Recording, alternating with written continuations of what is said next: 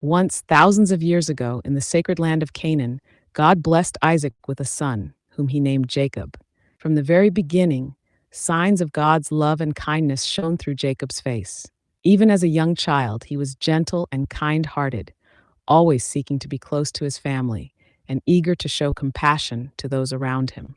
In a world that often challenged his spirit, Jacob walked with humility, faith, and a deep-seated commitment to pleasing his Creator.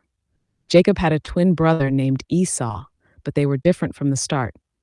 Esau was strong, a hunter, a man of the wild, while Jacob preferred the quiet and calm life, tending the fields, growing crops, and living in peace. This difference slowly created a distance between them, yet Jacob held on to his love for Esau, always trying to keep their bond alive.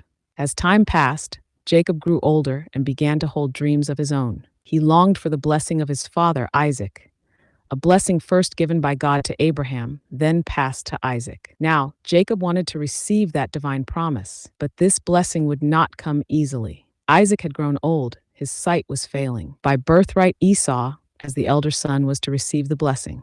Yet God had revealed to Jacob's mother, Rebekah, that this blessing was meant for Jacob. So when Esau left to hunt, Rebekah helped Jacob obtain the blessing. This led to a bitter grudge between the brothers, forcing Jacob to flee his home and seek refuge in Haran, the land of his uncle Laban. On his journey, one night in the desert, Jacob stopped to rest.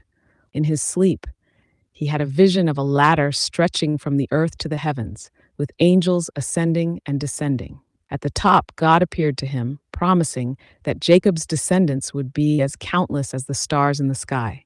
This vision strengthened Jacob's faith, and he continued his journey with a hopeful heart. In Haran, Jacob met his uncle Laban, who allowed him to stay and work for him. And there Jacob saw her, Rachel, Laban's daughter. Her beauty and kindness captivated him, and he offered to work 7 years for Laban if he could marry her. But on their wedding night, Laban deceived him, giving him his older daughter, Leah, instead. Though hurt, Jacob honored his commitment. In his great love for Rachel, he agreed to work another 7 years, just to be with her. Finally, Jacob had both Leah and Rachel as his wives, and God blessed him with many sons who would become the ancestors of Israel's tribes. Jacob lived and worked in Haran for many years, growing wealthy through hard work and dedication. But his heart longed for Canaan, the land of his family. Years later, with Laban's permission, Jacob left for Canaan with his family. But he feared his reunion with Esau. Hearing that Esau was coming to meet him, Jacob was uncertain if their past anger remained. He prayed to God, and that night, by the river, he encountered an angel. They wrestled until dawn, a struggle that symbolized Jacob's inner journey, a battle with his fears and doubts. In the end, God blessed him with a new name, Israel, meaning one who wrestles with God and prevails. When Esau arrived, it was not with anger, but with open arms. The brothers embraced, their past bitterness forgotten, and Jacob returned to Canaan in peace. But life still held trials for him.